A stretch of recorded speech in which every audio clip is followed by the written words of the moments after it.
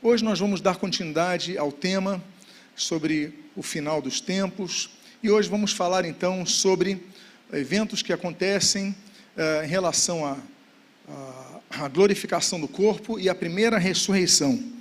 Convido que você então, vamos avançar aqui, mas convido que você recline sua cabeça, vamos fazer uma oração. Pai amado, havemos de ler, esquadrinhar, estudar a Tua Santa Palavra a respeito da primeira ressurreição e da glorificação dos corpos. Fala conosco, edifica a nossa alma, fortalece a nossa fé, pelo conhecimento da Tua Palavra. O que nós pedimos, nós fazemos agradecidos em nome de Jesus. Amém e amém. Vamos falar então da primeira ressurreição, e eu abro com um texto que se encontra em Apocalipse, no capítulo de número 20, no versículo de número 6. Bem-aventurado e santo é aquele que tem parte na primeira ressurreição. Sobre esses, a segunda morte não tem poder. Pelo contrário, serão sacerdotes de Deus e de Cristo e reinarão com ele os 1000 anos. Eu vou repetir então a primeira parte desse versículo.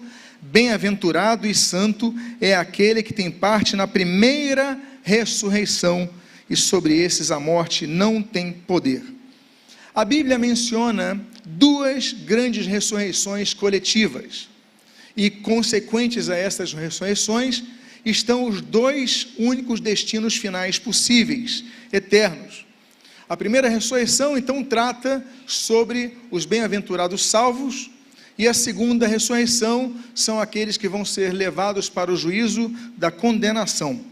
O próprio Senhor Jesus, no capítulo 5 do Evangelho segundo João, dos versículos 28 e 29, ele ensinou o seguinte: não fiquem maravilhados com isso, porque vem a hora em que todos os que se acham nos túmulos ouvirão a voz dele e sairão. Os que tiverem feito bem, para a ressurreição da vida, e os que tiverem praticado mal, para a ressurreição do juízo. Então, o Senhor Jesus, ele também menciona essas duas grandes ressurreições coletivas. Existe um quadro que vocês vão ver agora, que dá um panorama geral sobre essas duas ressurreições, e vamos depois mostrar esse quadro novamente. Mas você pode ver aqui três tipos de configurações que podem ser observadas no mundo, que é o mundo físico e o mundo celestial, chamado também de o terceiro céu, e o mundo inferior. Sobre o mundo inferior, que nós chamamos de inferno, eles trazem locais diferentes. Depois nós vamos dar um estudo sobre a questão do inferno. Não existe apenas um inferno, ainda que as nossas Bíblias tenham traduzido assim. Jerônimo, quando vai traduzir, então, para o latim, ele pega a palavrinha grega Hades, ele fala mundo inferior, infernos. Ele pega a palavrinha hebraica Sheol, mundo inferior, infernos. Ele pega o lago de fogo e enxofre, infernos. Então ele coloca locais diferentes, e depois nós vamos estudar só sobre isso. Mas o que eu quero mostrar para vocês aqui é que então nós temos o mundo físico, que é o mundo que nós vivemos agora nesse momento. Aí vem a cruz de Cristo, e na cruz de Cristo acontece então, a partir da cruz de Cristo, a primeira ressurreição. Depois disso então surge o período da igreja, que é o período que nós estamos vivendo hoje. Em algum momento acontecerá o arrebatamento da igreja, e enquanto na terra acontecerá a grande tribulação, nos céus dois grandes eventos. Nós vamos começar a estudá-los na próxima semana: o tribunal de Cristo e as bodas do Cordeiro. Depois disso, então, tem a segunda fase da volta de Jesus, implanta-se o milênio, e aí ao final do milênio, nós temos a segunda ressurreição. Nessa segunda ressurreição, nós não faremos parte. Por quê? Porque estaremos no céu com Cristo. Então, essa segunda ressurreição é a ressurreição, como Jesus falou em João capítulo 5, ressurreição para o juízo, que é esse juízo do grande trono branco. E depois disso, então, adentraremos a última das dispensações, a dispensação do estado final e eterno, com os novos céus e a nova terra. Bom, depois eu vou voltar a esse quadro para explicar um pouco mais a vocês sobre um detalhe sobre esse quadro. Mas nós depois vamos estudar sobre a segunda ressurreição. É um assunto posterior. que vamos tratar de maneira específica. Hoje, vamos analisar apenas a primeira ressurreição. E uma das coisas que nós devemos saber é que ela acontece em 5 fases. 5 fases da primeira ressurreição. E ela, então, é dividida da seguinte forma. A primeira fase, você pode ver esse quadro, que é a chamada fase das primícias, que aponta ao Senhor Jesus Cristo. O Senhor Jesus é o inaugurador da primeira ressurreição. A primeira fase, então, aponta a Cristo. Diz o texto de 1 aos Coríntios, no capítulo 15, os versículos 20 e 23, o seguinte: Mas, de fato, Cristo ressuscitou dentre os mortos, sendo ele as primícias dos que dormem. Cada um, porém, por sua ordem, própria ordem. Cristo, as primícias, depois os que são de Cristo na sua vinda. Então, a primeira fase da ressurreição, grande ressurreição, coletiva ressurreição, a ressurreição inaugural, se dá através da ressurreição de Jesus. Com ele se inicia a chamada primeira ressurreição. Há uma segunda fase dessa ressurreição, que é a que engloba, contempla os mortos do Antigo Testamento. Diz o texto de Oséias, eu aqui coloco 4 textos. Em Oséias, ele já aponta essa perspectiva. Capítulo 13, versículo 14 diz: Eu os remirei do poder do inferno e os resgatarei da morte. Eu volto a dizer, mas o inferno não é um local definitivo? Como é que ele vai resgatar? Porque a palavrinha grega, aqui hebraica, que você pode ver, é Sheol. Sheol aponta para o mundo inferior. O Sheol, ele aparece na Bíblia mais 60 e poucas vezes. 31 vezes ela aponta para sepultura e 31 vezes ela aponta para o mundo dos mortos. Então, há uma palavra que do hebraico expressa e aponta 2 possibilidades. As comissões de tradução bíblica, então, elas fazem um trabalho chamado hermenêutico, e eles, então, pegando o contexto, eles definem em que se aplica isso. Então, usam a palavra inferno para o mundo inferior, mas ali o texto de Oséias 13 diz: Eu os remirei do poder do inferno e os resgatarei da morte, ou seja, onde estão os mortos. Hebreus capítulo 2, no versículo 14, nós lemos o seguinte: Visto, pois, que os filhos têm participação comum de carne e sangue, destes também ele igualmente participou, para que, por sua morte, destruísse aquele que tem o poder da morte, a saber, o diabo, e livrasse a todos os que, pelo pavor da morte, estavam sujeitos à escravidão por toda a vida. Então, a perspectiva dos mortos era que ficassem sujeitos à escravidão por toda a vida, mas havia uma promessa de haver um resgate dessas pessoas naquele local onde estavam.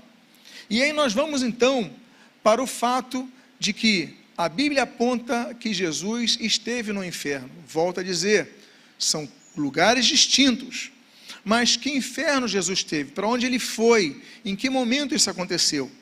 O texto de 1 Pedro, capítulo número 3, nos versículos 18 a 20, e no capítulo 4, no versículo 6, eles relatam esse evento.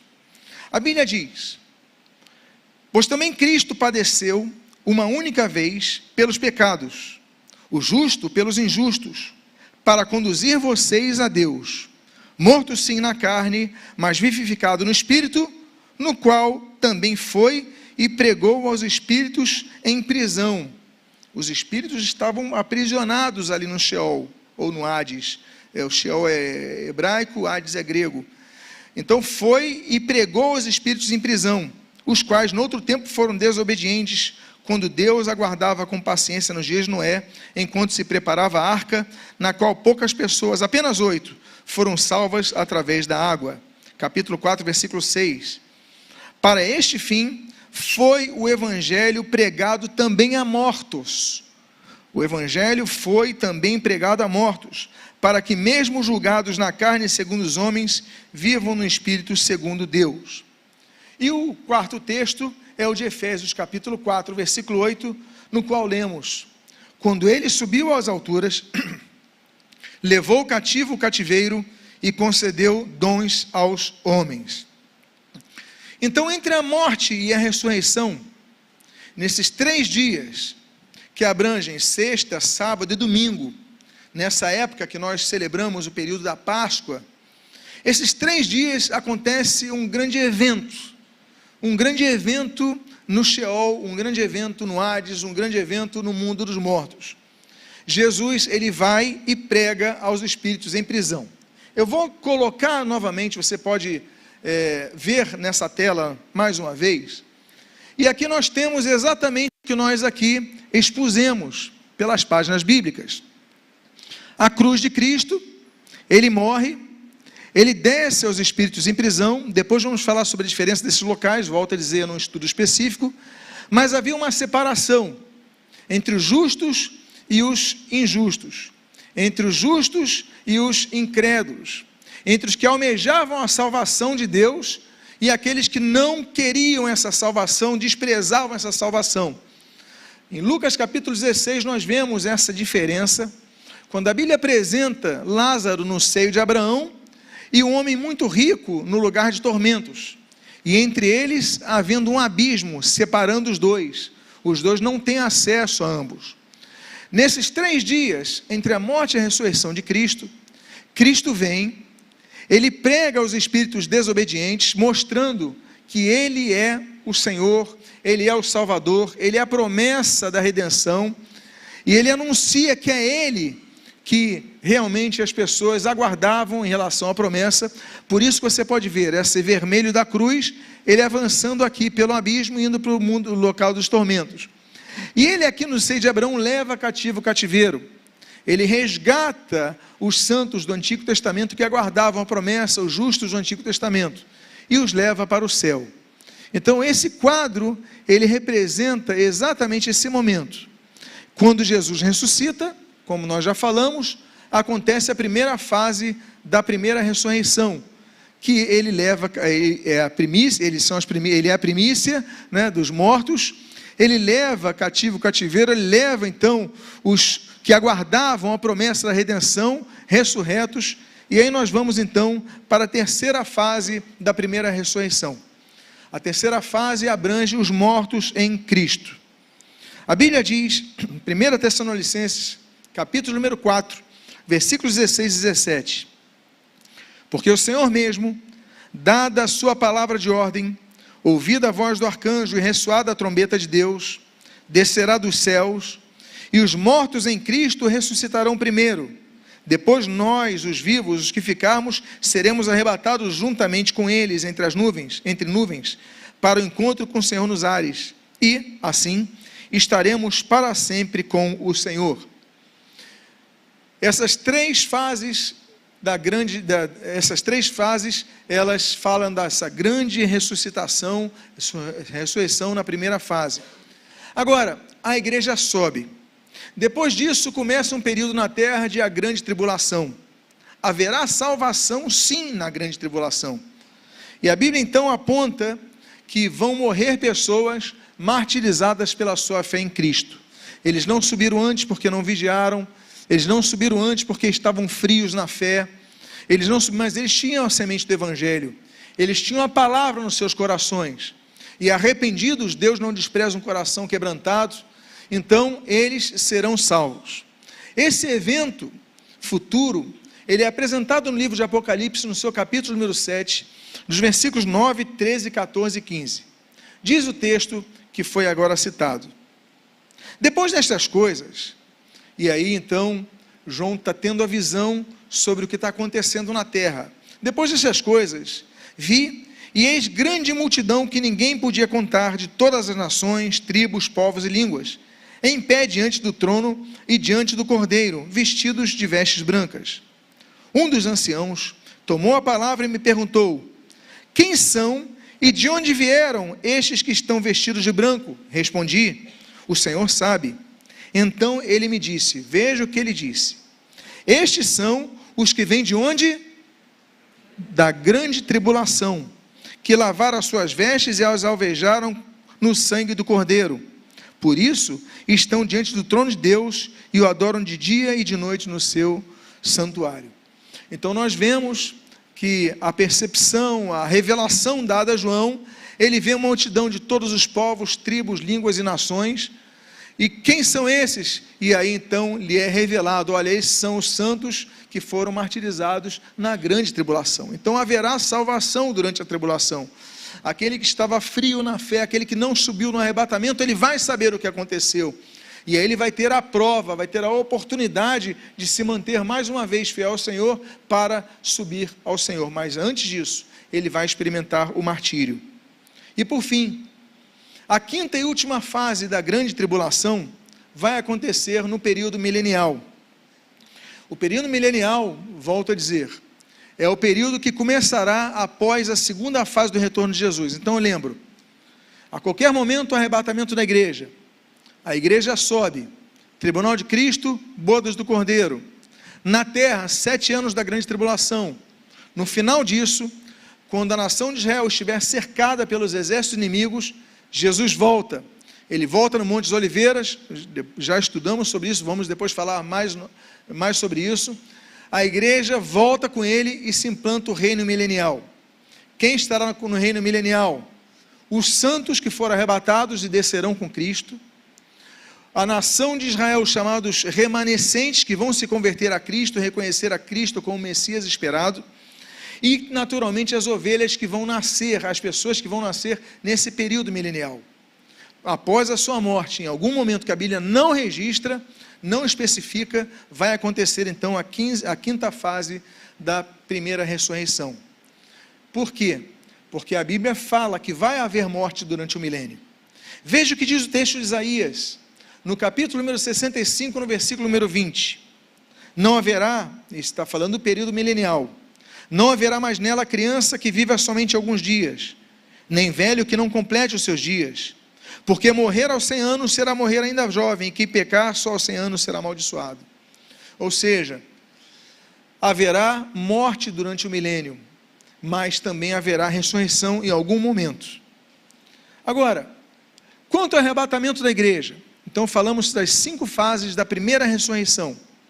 Mas quanto ao arrebatamento da igreja, quando nós subirmos arrebatados, quando junto a nós os mortos também vão ser arrebatados, os mortos em Cristo vão ser arrebatados, como é que nosso corpo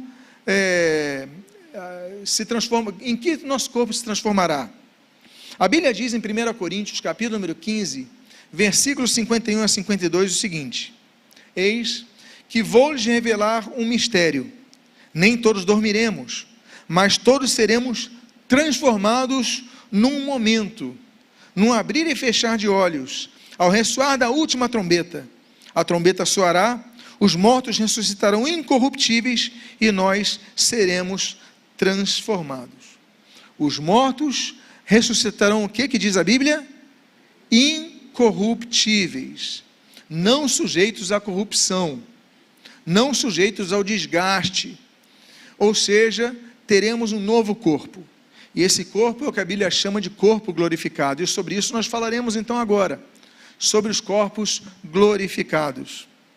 A Bíblia diz em Filipenses, no capítulo 3, nos versículos 20 e 21, o seguinte: pois a nossa pátria está nos céus, de onde também aguardamos o Salvador, o Senhor Jesus Cristo, o qual transformará o nosso corpo de humilhação para ser igual ao corpo de sua glória. Então, o corpo glorificado, segundo a eficácia do poder que ele tem de até subordinar a si todas as coisas. Então, a Bíblia fala sobre isso.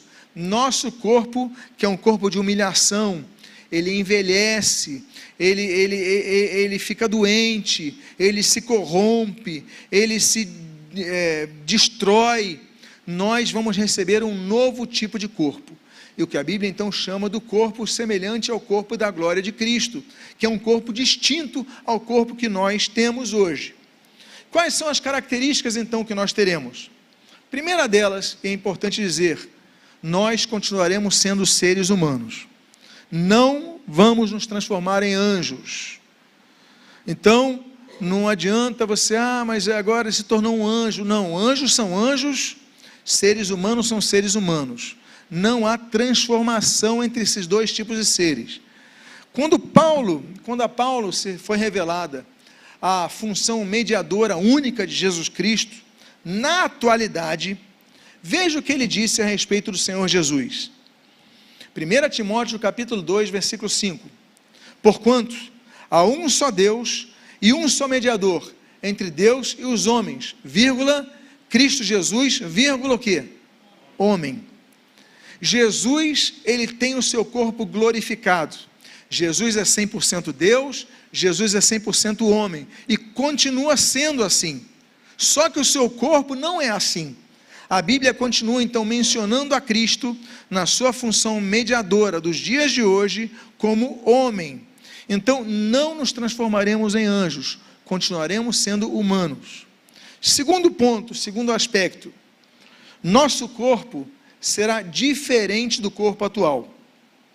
Ainda que nossos corpos sejam palpáveis, tateáveis, a nossa carne, a nossa composição vai ser distinta à nossa carne atual.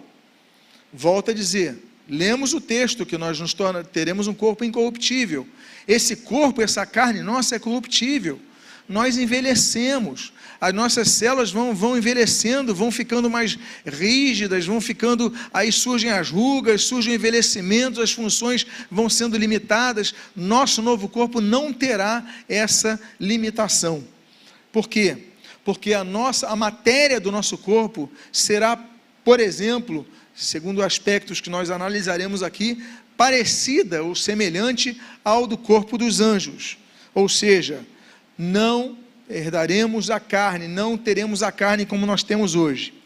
1 Coríntios, capítulo 15, versículos 48 e 50, o texto da Bíblia diz: como foi o homem terreno, assim também os demais que são feitos do pó da terra, e como é o homem celestial, assim também são celestiais.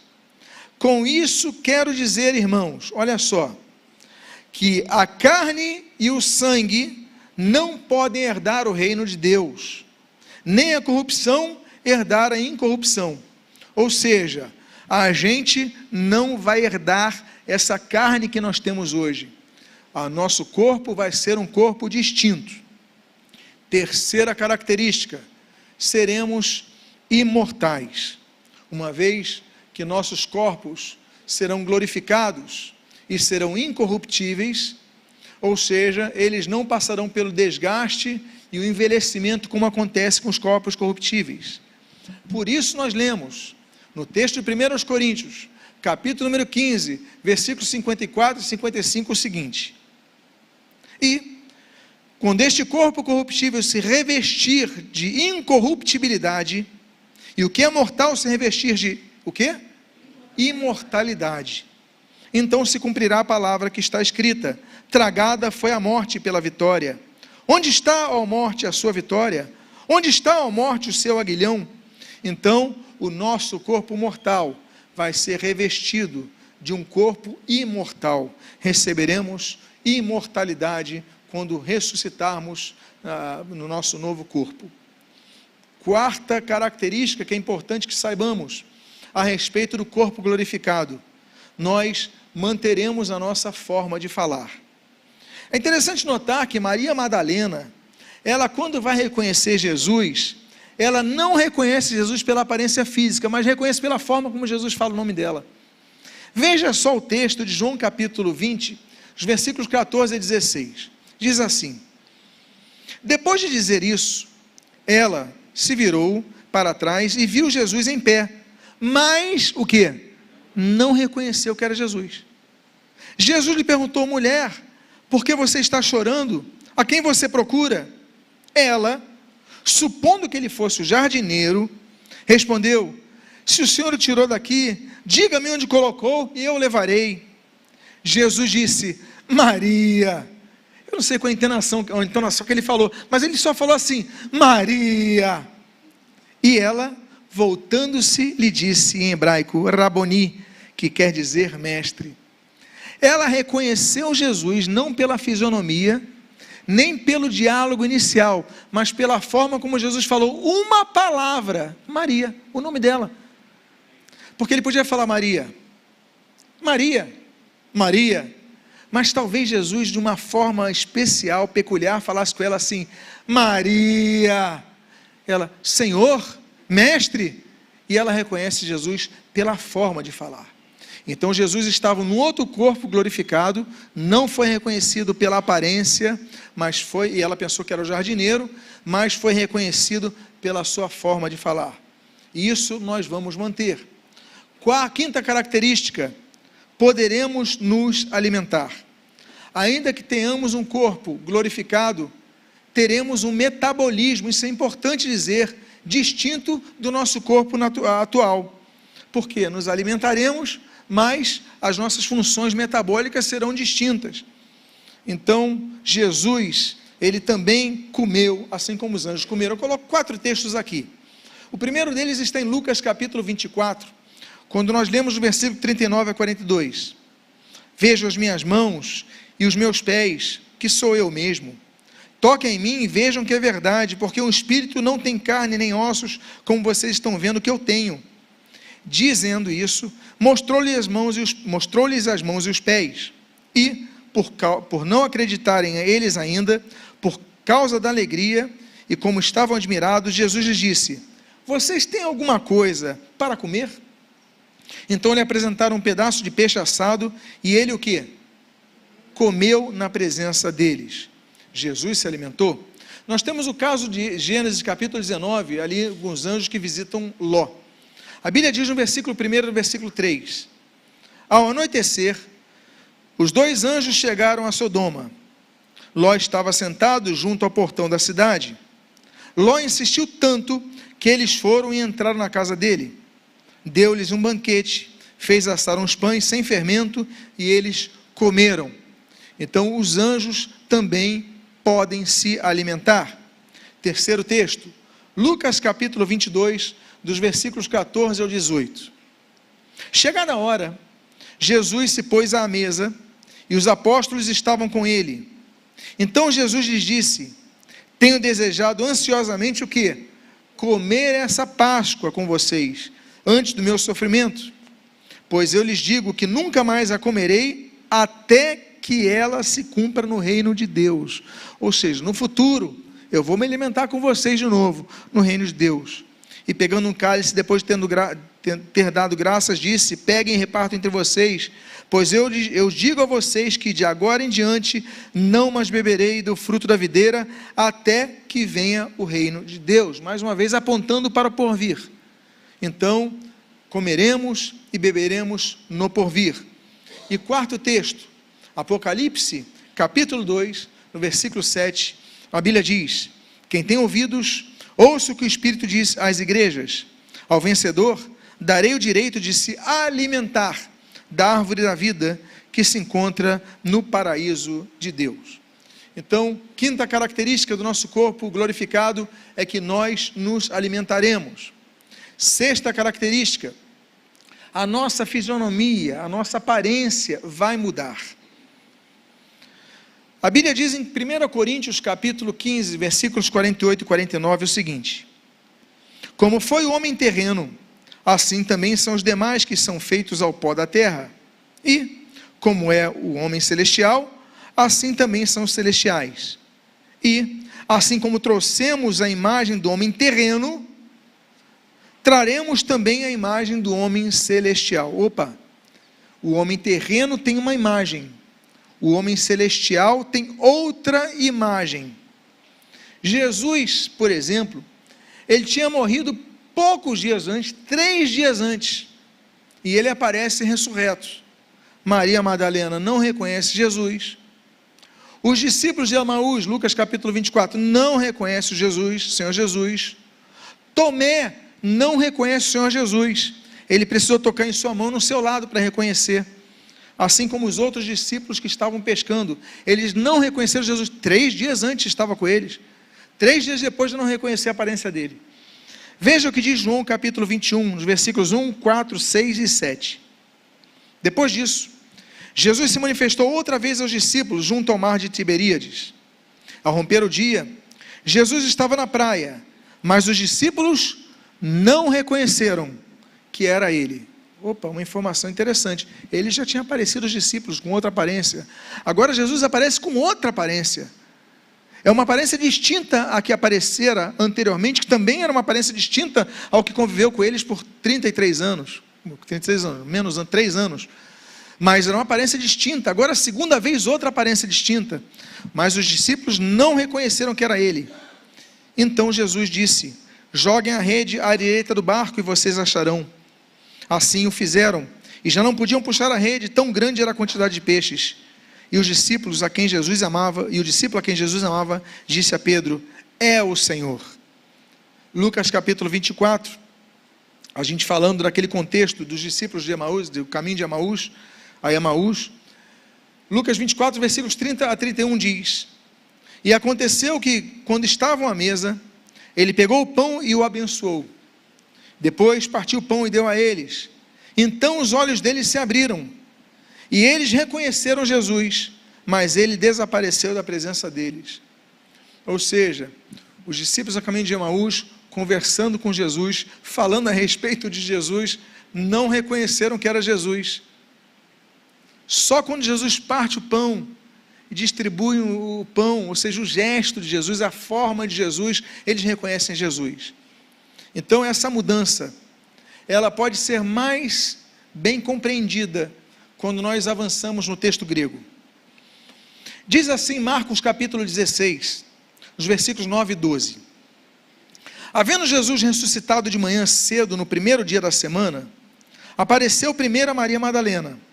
Depois disso, Jesus manifestou-se em outra, o quê? Forma, a 2 deles que estavam a caminho do campo. Eu coloquei a palavrinha ali grega, morfé. Daí vem a palavra metamorfose. Morfé. Morfé significa forma, formato, modelo, aparência externa. Ou seja, a forma como uma pessoa é reconhecida pelos olhos. Isso é o morfé. Jesus, ele teve mudanças fisionômicas significativas a ponto de não reconhecerem vendo fisicamente. E essa mudança proposital que pode acontecer, que aconteceu com Jesus, ela também acontece com outros anjos. Às vezes nós recebemos anjos e não reconhecemos que são anjos. Às vezes são pessoas que estão entre nós e são anjos materializados e nós não percebemos. E essa possibilidade é uma possibilidade que nós teremos, porque teremos o mesmo corpo de glória de Cristo. Ou seja, podemos mudar a forma. Qual é o exemplo dos anjos que nós temos? É do próprio líder dos anjos rebeldes, Satanás. A Bíblia diz, em 2 Coríntios capítulo 11, versículo 14, o seguinte, olha que diz o texto: e não é de se admirar, porque o próprio Satanás se transforma em quê? Anjo de luz. Eu coloquei em grego outra palavrinha que eu achei importante, por quê? Meta, aquilo que vem depois de algo, de uma mudança, daí vem metamorfose, por exemplo, metanoia, a mudança de pensamento, um pensamento posterior, mas ali está, meta, esquematizo. Esquematizo vem de uma palavra grega chamada esquema. Esquema significa comportamento. Ele pode fingir ser algo que ele não é, Satanás. Então ele pode aparentar ser um anjo de luz, e muitas seitas, as pessoas têm aparições, tem a aparição de um anjo, que mostra um evangelho contrário à Bíblia, tem a aparição de um santo, ele aparece, a pessoa vê com seus olhos, e a gente percebe que a pessoa não está inventando, a pessoa realmente vê, mas materialização de anjos, de demônios, eles se materializam para confundir, por isso que nossa base é a palavra de Deus, nosso fundamento é a palavra de Deus, porque se vier outro que vai pregar um evangelho distinto ao que está revelado nas Escrituras, que seja anátema, que seja maldito, que seja rechaçado. Então a palavra é a nossa base, a revelação ela vai confirmar o que diz a palavra. Pois bem, então o próprio Satanás, ele se transforma, ele se faz, ele se mostra, ele se apresenta como anjo de luz e confunde muitas pessoas. Então, nosso corpo glorificado, ele pode ter essas alterações. 7ª característica, poderemos manifestar marcas de nosso corpo corruptível. Volto a dizer, essa liberdade que tem da apresentação visual dos corpos, ela no céu não tem a mesma conotação que tem na terra. Então repare que para Tomé, Jesus, ele se apareceu, se mostrou, se apresentou a Tomé com o que, meus irmãos? Com marcas na mão, nas mãos e no seu lado. Diz João capítulo número 20, quando ele aparece a Tomé, no versículo 27, e logo disse a Tomé: põe aqui o seu dedo e veja as minhas mãos, estenda também a sua mão e ponha no meu lado, não seja incrédulo, mas crente. Ao que Tomé respondeu: Senhor meu e Deus meu. Então, para Tomé, Jesus, ele mostrou marcas nas mãos e no costado, a marca da lança. Agora, por que Jesus não apresentou a coroa de espinhos? A marca das coroas de espinhos? Por que Jesus não apresentou as marcas dos chicotes que ele levou? Por que Jesus não mostrou as marcas do cravo nos pés, mas só das mãos e do costado?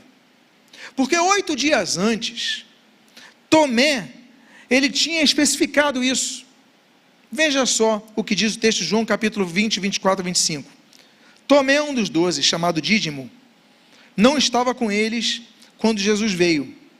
Então os outros discípulos disseram a Tomé: vimos o Senhor. Mas ele respondeu: se eu não vir o sinal dos pregos nas mãos dele, ali não puser o dedo e não puser a minha mão no lado dele, de modo nenhum acreditarei. Ou seja, 8 dias antes, Tomé falou com os discípulos: eu tenho que ver a marca nas mãos e no costado. Então Jesus, quando chega, se apresenta a Tomé. Uma semana depois, Jesus fala: olha, coloca a sua mão aqui nas minhas mãos e no meu costado para você ver as marcas. Então não precisou ver a coroa de espinhos nem a marca dos pés. Por quê? Porque ele não tinha pedido isso. Jesus revelou o que era o anseio de Tomé conhecer.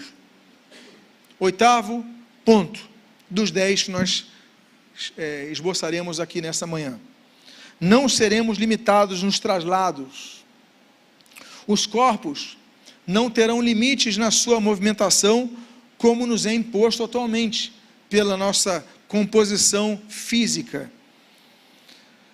O corpo glorificado de Jesus, assim como percebemos nos anjos, nós vemos isso. Mas João capítulo 20, mais uma vez esse texto, agora no versículo 26, diz assim: passados 8 dias, os discípulos de Jesus estavam outra vez reunidos, e Tomé estava com eles.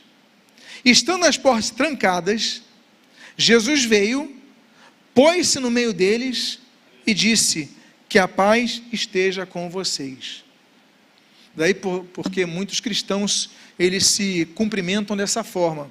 Jesus chegou aos discípulos e fala: Shalom, que o Shalom esteja com vocês. Então a gente se cumprimenta com a paz do Senhor, a paz de Cristo, graça e paz, Shalom. A gente, porque Jesus então se apresentou aos discípulos assim: a Shalom, ou Shalom, a paz esteja com vocês. Bom, mas como é que Jesus se apresenta? A Bíblia diz enfaticamente: estando as portas trancadas, Jesus veio e pôs-se no meio deles. Ou seja, o corpo glorificado não tem limitação de espaço. 9º ponto, 9ª característica, penúltima característica: nosso conhecimento aumentará. Explanamos aqui várias mudanças significativas em relação ao físico, mas também devemos compreender que nosso conhecimento será amplificado quando estivermos com o nosso corpo glorificado. A Bíblia diz em 1 Coríntios capítulo número 13, dos versículos 9 e 10 o seguinte: pois o nosso conhecimento é incompleto, e a nossa profecia é incompleta, mas, quando vier o que é completo, então o que é incompleto será aniquilado. Ou seja, um dia teremos um conhecimento muito maior, e com conhecimento, a perspectiva de organizar nossos sentimentos muito maior do que nós temos hoje. Talvez por isso, por termos um conhecimento amplificado, maximizado, nós teremos uma forma melhor de administrarmos os nossos voláteis sentimentos, de nossas emoções humanas, inclusive para evitar o sofrimento, ao percebermos que nem todos os nossos entes queridos estarão conosco na eternidade. nós sofremos, nós somos limitados emocionalmente, nós somos limitados intelectualmente, nós somos limitados na concatenação das ideias, na administração dos sentimentos, mas um dia nós teremos esses sentimentos completados, nós seremos amplificados, nós seremos amplificados. Então a Bíblia diz em Apocalipse capítulo 21, quando isso acontecer, olha o que vai acontecer, versículo 4 diz assim: e lhe enxugará dos olhos toda lágrima, e a morte não existirá, já não haverá luto, nem pranto, nem dor, porque as primeiras coisas já passaram. Isso foi passado, nós teremos uma outra mentalidade. Não que vamos esquecer das coisas, não é isso, mas que nós seremos amplificados. Há coisas que nós conseguimos administrar melhor depois que nós crescemos, depois que muitos fazem um acompanhamento, um tratamento, tem um aconselhamento, faz uma terapia, não é verdade? As pessoas conseguem administrar coisas com conselhos de Deus. Imagina nós na presença de Deus, no céu, na eternidade, sem as limitações que nós temos hoje. Então, por causa disso, eu fecho aqui dizendo a última característica de nosso corpo, nossos corpos glorificados: nós nos reconheceremos na glória. Nossa vida após a morte, na nossa vida após a morte, a nossa memória não será anulada, mas o nosso conhecimento, sim, será expandido.